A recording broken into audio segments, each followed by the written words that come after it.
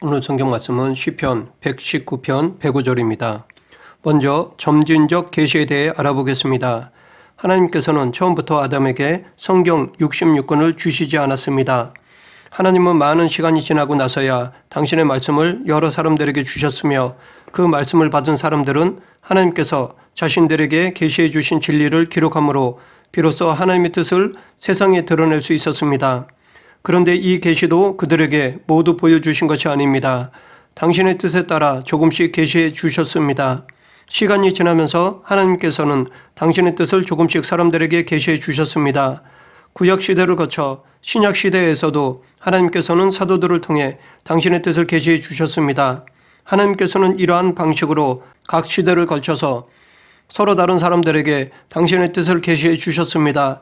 그렇기 때문에 나중에 계시를 받은 사람은 처음에 계시를 받은 사람에 비해 더 많이 하나님의 뜻을 알게 됩니다. 하나님은 이렇게 당신의 뜻을 시간이 갈수록 더 구체적이고 더 자세히 가르쳐 주셨습니다. 우리는 이것을 점진적 계시라 합니다. 성경이 완성된 지금 우리에게는 과거 구약의 아브라함보다 모세보다 신약의 바울보다 하나님의 뜻을 더 많이 알 수 있다고 할 수 있습니다. 참고로 AD 90년 얌리아 회의에서 구약 39권이 정권으로 확정되었고 AD 397년 카르타고 회의에서 신약 27권이 정경으로 확정되었습니다. 그래서 우리는 성경에 나오는 인물들보다 하나님의 뜻을 더 알 수 있습니다. 왜냐하면 성경이 완성된 이후로 계속해서 성경은 연구되어 왔고 지금도 신학자들에 의해 연구되어지고 있기 때문에 과거보다 더 많은 하나님의 뜻을 알 수 있습니다. 이 점진적 계시가 우리에게 중요한 이유는 성경을 해석함에 있어서 예전에 기록된 본문은 항상 최근에 기록된 본문의 빛을 비춰서 해석해야 한다는 원리를 가르쳐 주기 때문입니다. 다시 말해 구약은 신약에 비추어 해석되어야 한다는 것입니다. 예를 들어 레위기에서 죄를 지으면 어린 양을 잡아다가 제사장에게로 가서 제물로 드려 죄를 대속하라고 기록되어 있습니다. 그런데 신약 성경에서는 죄 없으신 예수님께서 십자가 위에서 죽으시고 부활하셨습니다. 그리고 바울은 그 예수 그리스도를 믿음으로 죄사함을 받고 구원받을 수 있다고 말합니다. 여기서 우리는 구약의 속죄제물의 실체가 예수 그리스도이심을 알 수 있습니다. 또한 유대인들은 출애굽 전 밤에 문기둥과 문설주에 어린 양의 피를 발라 죽음을 피했고 애굽을 떠났습니다. 우리는 이 사건이 우리가 예수 그리스도를 믿고 구원받는 것의 모형임을 알고 있습니다. 만일 우리에게 출애굽기만 있다면 이러한 사실을 알 수 없습니다. 출애굽기만으로는 결코 출애굽 때의 어린 양의 피가 예수 그리스도의 보혈을 상징한다는 것을 알 수 없습니다. 신약이 있기에 예수 그리스도께서 우리의 유월절 양이 되심을 알 수 있는 것입니다. 이렇게 하나님은 우리에게 점진적으로 당신의 뜻을 가르쳐 주셨습니다. 그런데 이 점진적 계시의 형태는 한 개인의 삶 속에서도 찾아볼 수 있습니다. 즉 하나님은 대부분 우리에게 당신의 뜻을 처음부터 끝까지 다 보여주시기보다는 살면서 조금씩 당신의 뜻을 보여주십니다. 그래서 저는 우리의 삶에도 하나님의 점진적 계시를 적용할 수 있다고 생각합니다. 이 점진적 계시의 예로 믿음의 조상이라고 불리는 아브라함을 살펴보겠습니다. 하나님은 하란에 살고 있는 아브라함을 부르셨습니다. 그리고 너는 너의 고향 친척과 아버지의 집을 떠나 내가 내게 보여줄 땅으로 가라. 내가 너로 큰 민족을 이루고 내게 복을 주어 내 이름을 창대하게 하리니 너는 복이 될지라 라고 말씀하셨습니다. 그래서 아브라함은 이 하나님의 말씀을 따라 가나안 땅으로 갔습니다. 아브라함은 아내 사라와 조카 롯과 함께 모든 소유와 종을 이끌고 가나안 땅으로 갔습니다. 이때 아브라함의 나이가 75세였고 사라의 나이는 65세였습니다. 이때까지 아브라함에게는 자식이 없었습니다. 상식적으로 이들에게는 앞으로 자식이 낳을 가망이 너무나 적었습니다. 이때까지 자식이 없다는 것은 사라의 불임이 확실합니다. 그렇기 때문에 아브라함에게 있어서 하나님의 약속은 불가능하게 보였을지도 모릅니다. 그럼에도 불구하고 아브라함은 하나님의 말씀을 신뢰했습니다. 믿음으로 순종했습니다. 한편으로 아브라함이 고향을 과감히 떠날 수 있었던 것은 아마도 큰 민족을 이루어 주시겠다는 약속 때문인 것 같습니다. 솔직히 후손이 없는 아브라함에게 많은 재산과 안정적인 상황은 별 의미가 없었을 것입니다. 어차피 죽으면 그 재산이 아무 소용이 없기 때문입니다. 많은 재산과 안락한 환경이 아브라함에게는 큰 기쁨이 되지 않았을 것입니다. 그래서 아브라함은 그런 무의미한 삶보다는 미래를 위해 자녀 얻기를 선택했던 것 같습니다. 그것을 이미 알고 계신 하나님은 자녀가 많은 자를 부르시지 않으셨습니다. 또한 앞으로 자녀를 가질 수 있는 젊은 부부를 부르지 않으셨습니다. 이것은 곧 하나님은 우리의 가장 약한 부분을 가지고 시험하신다는 것을 짐작할 수 있습니다. 나를 붙잡는 그것, 내가 붙잡고 사는 그것으로 하나님은 믿음의 테스트를 하십니다. 그런데 이것은 사탄도 마찬가지입니다. 그러면 이 두 시험의 차이점은 하나님은 복 주시고자 함이요 사탄은 죽이고자 함입니다. 그런데 창세기 15장 2절 3절에서 아브라함은 주 여호와여 무엇을 내게 주시려 하나이까 나는 자식이 없사오니 나의 상속자는 이 다메섹 사람 엘리에셀이니이다. 아브라함이 또 이르되 주께서 내게 씨를 주지 아니하셨으니 내 집에서 길린 자가 내 상속자가 될 것이니이다 라고 말했습니다. 아마 이 말을 했을 때가 아브라함의 나이가 약 80세가 훨씬 넘었을 것입니다. 사실 인간적인 생각으로 볼 때 아브라함의 후사에 대한 하나님의 약속은 불가능해 보였습니다. 그럼에도 75세에 후사를 주실 것이라고 말씀하셨을 때 아브라함은 믿었습니다. 그리고 계속해서 아브라함은 사라와 함께 후사를 얻으려고 노력했습니다. 그러나 시간은 자꾸 지나도 응답이 없자 아브라함은 하나님의 말씀을 다시 해석하게 되었습니다. 75세에 후사를 주신다고 하셨는데 80세가 넘도록 아무 변화가 없으니까 인간적으로 어떤 생각이 들까요? 하나님께서 나에게 큰 민족을 주신다고 하셨는데 이것이 꼭 나의 혈육의 자식만을 가리키는 것은 아닐 것이다. 기른 자식도 자식이니까 엘리에셀이 아마도 하나님이 주신 후사일 수도 있겠다라고 생각이 들었을 것입니다. 저는 이것이 현실적으로 합당하다고 생각합니다. 입양한 자식도 친자식입니다. 이때 하나님의 대답은 그 사람이 내 상속자가 아니라 내 몸에서 날 자가 내 상속자가 되리라 라고 말씀하셨습니다. 하나님은 아브라함에게 화내거나 책망하지 않으셨습니다. 단지 아브라함에게 앞에서 말씀하신 약속에 대해 하나를 더 가르쳐 주셨습니다. 그것은 아브라함의 씨에서 비롯된 후사라는 것이었습니다. 양자가 아니라 친자를 후사로 주시겠다는 것이었습니다. 이 말씀은 창세기 12장에서 말씀하신 것보다 좀 더 구체적인 계시입니다. 창세기 12장에서는 아브라함에게 큰 민족을 이루게 해주겠다고 하셨지 아브라함의 씨로 큰 민족을 이루게 하시겠다 라고 말씀하시지 않으셨습니다. 그래서 아브라함은 엘리에셀을 양자로 삼아 큰 민족을 이루려 했던 것이었습니다. 그리고 이것이 하나님의 뜻이라고 생각했습니다. 그러나 이것이 하나님의 뜻이 아니라는 것을 듣고 나서 아브라함은 사라와 함께 아이를 갖기 위해 계속해서 노력했습니다. 나이가 각각 80세, 70세가 넘어도 하나님의 약속을 믿고 노력했습니다. 그런데 아브라함이 86세가 될 때까지 결실이 없자 사라는 하나님의 말씀을 다시 해석하게 되었습니다. 아마도 사라는 하나님이 아브라함의 씨라고 했으니까 혹시 내가 아닌 여종에게서 후사가 나오지 않을까라고 생각했을 것입니다. 이 생각은 하나님의 말씀에 어긋나는 것이 아니었기에 어쩌면 이것이 하나님의 방법일 수도 있었을 것이라고 생각했을 것입니다. 그래서 여종 하갈을 아브라함에게 주었고 그로 인해 이스마엘을 낳았습니다. 아브라함이 99세 때 하나님은 내 아내 사레는 이름을 사레라 하지 말고 사라라 하라. 내가 그에게 복을 주어 그가 내게 아들을 낳아주게 하며 내가 그에게 복을 주어 그를 여러 민족의 어머니가 되게 하리니 민족의 여러 왕이 그에게서 나리라 라고 말씀하셨습니다. 하나님은 아브라함이 99세, 사라가 89세가 되어서야 아주 구체적으로 아브라함의 씨와 사라의 밭에서 후사를 주실 것이라고 말씀하셨습니다. 그리고 그 후사의 이름이 이삭이라고 가르쳐 주셨습니다. 여기서 창세기 15장에서 말씀하신 것보다 더 구체적으로 당신의 뜻을 가르쳐 주셨습니다. 창세기 15장에서는 단지 아브라함의 씨라고만 말씀하셨지 사라에 대해서는 말씀하시지 않으셨습니다. 그래서 사라는 여종 하갈을 아브라함에게 준 것이고 이것이 하나님의 뜻으로 여겼던 것이었습니다. 그런데 그것이 하나님의 뜻이 아니기에 하나님은 다시 구체적으로 가르쳐 주신 것이었습니다. 우리는 이미 결과를 알기에 너무 쉽게 아브라함이 믿음이 없어서 이런 실수를 계속했다고 말합니다.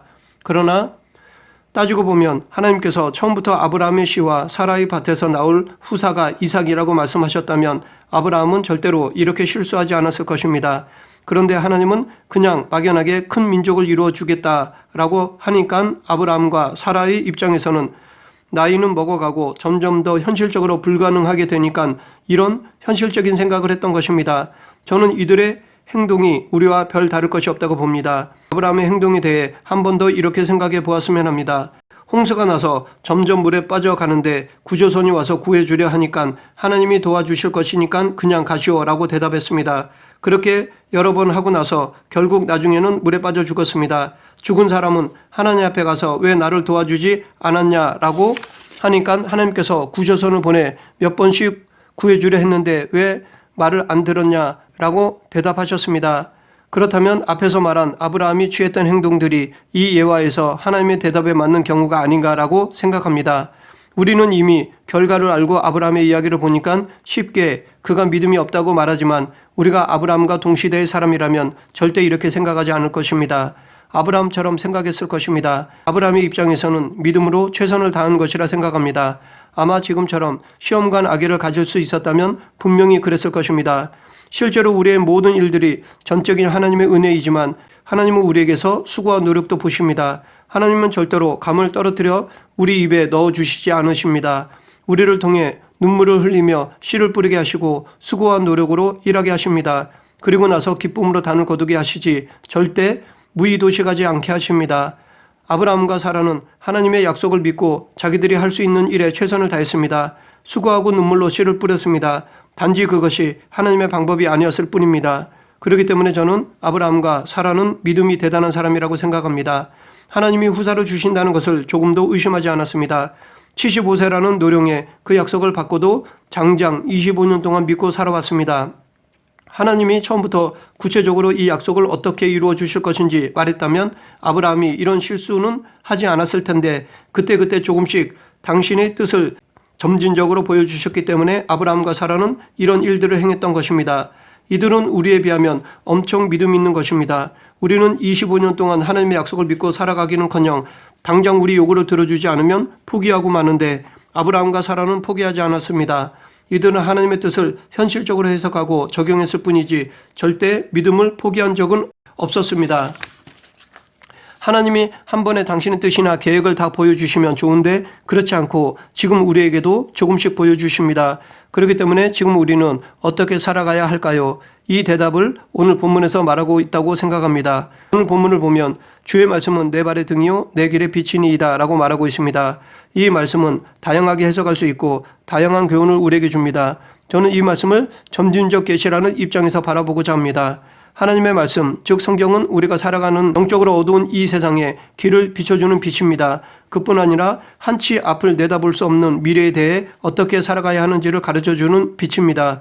그런데 이 시편 기자의 표현에 따르면 이 하나님의 말씀이 우리의 등불이 된다고 말합니다. 등불은 어떻습니까? 등불은 기름에 심지를 연결해 불을 붙여 그 불로 빛을 비추는 도구입니다. 그렇기 때문에 이 등불은 지금의 조명처럼 멀리 있는 것도 잘 볼 수 있도록 강한 빛을 비추지는 못합니다.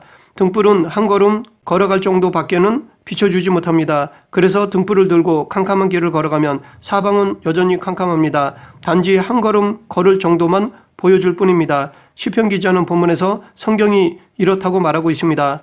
실제로 성경은 내가 이 사업을 하면 어떻게 될까, 내 자녀가 무엇을 하면 성공할 수 있을까에 대해서는 말하고 있지 않습니다. 그래서 우리는 결과론적으로 판단하는 경향이 있습니다. 즉 그 사업을 해서 돈을 많이 벌면 하나님의 뜻이고 돈을 벌지 못하면 하나님의 뜻이 아니라고 여깁니다. 내 자녀가 성공하면 그 일이 하나님의 뜻이고 실패하면 하나님의 뜻이 아니라고 여깁니다. 늘 기도하며 살지만 잘 되면 하나님의 뜻이고 안 되면 하나님의 뜻이 아니라고 여깁니다. 이것을 가장 많이 적용하는 것이 교회입니다. 그러나 이것은 만몬을 섬기는 것입니다. 왜냐하면 하나님 말씀이 아니라 돈이 성공, 믿음의 판단의 기준이 되기 때문입니다. 이런 세상의 조건으로 따진다면 성경에서 하나님의 사람이라고 불리는 사람들의 대부분은 믿음이 없는 사람들로 취급될 수 있습니다. 한 예로 모세는 40년 동안 좋은 곳에서 살다가 성질 부려 쫓겨나 40년간 광야에서 살았습니다. 그런데 하나님께서 모세를 불러 이스라엘의 지도자로 세우고 성령의 감동으로 온유한 성품으로 만들어 주셔서 칭찬까지 받게 하셨습니다. 그런데 가데스 무리바라는 곳에서 백성들이 물이 없다고 불평하자 다시 성질을 부려 그로 인해 결국 가나안 땅에 들어가지 못했습니다. 그곳에서 바위를 명령하여 물을 냈어야 했는데 바위를 치며 성질 부리니까 하나님께 책망을 받았습니다. 40년 동안 고생해서 인도했는데 정작 자기는 못 들어갔습니다. 이런 모세의 삶은 세상적으로 실패라고 할 수 있습니다. 다윗은 어떻습니까? 다윗은 하나님께서 당신과 마음이 합한 자로까지 인정한 사람이었습니다. 하지만 정작 그의 삶을 보면 그는 10년 이상 도망자 신세로 살았습니다. 왕이 되고 나서도 자식끼리 간간이 벌어지고 살인이 벌어졌습니다. 또한 아버지를 죽이겠다고 칼을 들고 덤비는 자식도 있었습니다. 나중에 솔로몬이 왕이 되어서도 자기 형을 처형시켰습니다. 그렇게 보면 다윗은 불쌍한 사람입니다. 자식 교육을 엉망으로 한 콩가루 집안의 가장일 뿐입니다.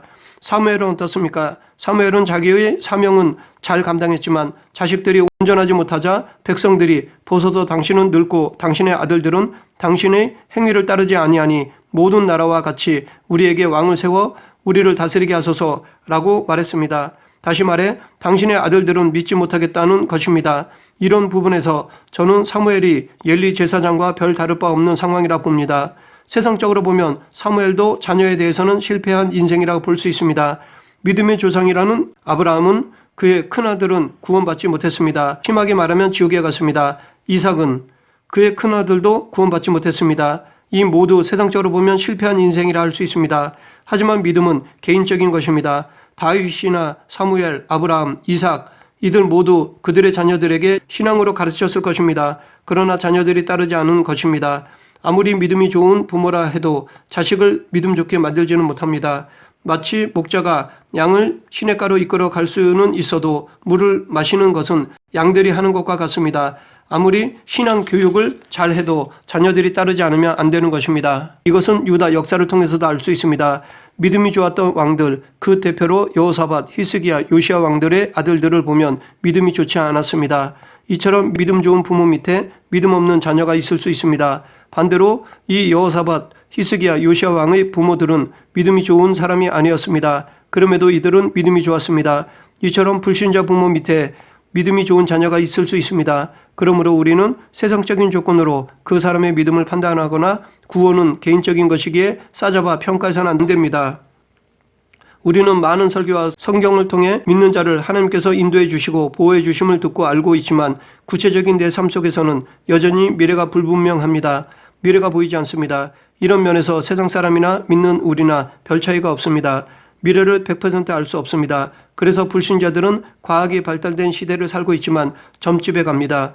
그런데 우리의 신앙도 이런 식으로 변형되어서는 안 됩니다. 한 예로 무작위로 성경을 펴서 그 안에 담겨있는 내용을 보고 유사점을 들거나 단어를 들어 판단하는 것입니다. 이런 잘못에 빠지지 않기 위해 우리는 성경을 통으로 읽어야 합니다. 내가 좋아하는 성경 구절만 붙잡으면 실망할 수가 있습니다. 성경 안에 한 인물에게 하나님이 어떻게 역사하셨는지, 이스라엘 나라에 대해 어떻게 역사하셨는지, 예수님이 어떻게 사역하셨는지 우리는 성경을 통해 그 역사하신 하나님을 알아야 합니다. 예수님을 알아야 합니다. 그리고 그 하나님을 인격적으로 교제하며 살아가야 합니다. 예수님과 동행해야 합니다. 이렇게 우리가 하나님의 말씀을 등불 삼아 한 걸음 한 걸음을 살아가면 하나님은 우리를 인도해 주십니다. 말씀을 의지하며 한 걸음 걸어가면 다시 한 걸음 걸어갈 수 있도록 빛을 비춰 주십니다. 순정하면 다시 한 걸음 앞으로 나아갈 수 있도록 인도해 주십니다. 그러나 때론 말씀에 의지하며 한 걸음씩 간다 하더라도 막힌 담을 만날 수 있습니다. 실수할 수도 있습니다. 마치 아브라함이 엘리에셀이나 이스마엘이 하나님이 주신 후사가 아닐까 생각했던 것처럼 말씀을 믿고 살지만 잘못된 해석으로 실수할 수가 있습니다. 우리가 실수해도 그 믿음을 놓지 않으면 당신의 뜻을 가르쳐 주시고 계속해서 인도해 주십니다. 말씀을 정리하겠습니다. 실제로 이 세상에 살아가는 모습만 보면 신자나 불신자나 별 차이가 없습니다. 신자라고 형통하고 불신자라고 일이 잘 안 되고 하는 것은 없습니다. 오히려 수단 방법을 가리지 않는 불신자들이 이 세상에서 더 잘 사는 것을 어렵지 않게 볼 수 있습니다. 그렇기 때문에 우리는 믿음이 좋다고 잘 살고 걱정 없이 형통할 것이라고 생각해서는 안 됩니다. 겉으로 보기에는 별 차이가 없습니다. 그럼에도 불구하고 우리는 하나님 말씀을 등불로 삼아 하루하루 매 순간순간 살아가야 합니다. 그렇게 살아갈 때 구체적인 삶의 현장에서 성령님의 감동으로 우리는 하나님의 뜻을 깨달을 수 있고 하나님께서 주시는 기쁨과 평강을 누릴 수 있습니다. 우리 모두 말씀을 붙잡고 한 걸음 한 걸음 하나님의 뜻을 이루는 성도가 되길 간절히 축원합니다. 기도하겠습니다. 사랑의 하나님, 비록 우리 인생의 끝은 보이지 않는다 하더라도 말씀을 붙잡고 기도하며 한 걸음 한 걸음 순종하는 성도가 되게 하여 주시옵소서. 작은 한 걸음에 순종할 때 그것이 쌓여 천국으로 들어가는 성도가 되게 하여 주시옵소서. 예수님 이름으로 기도드립니다. 아멘.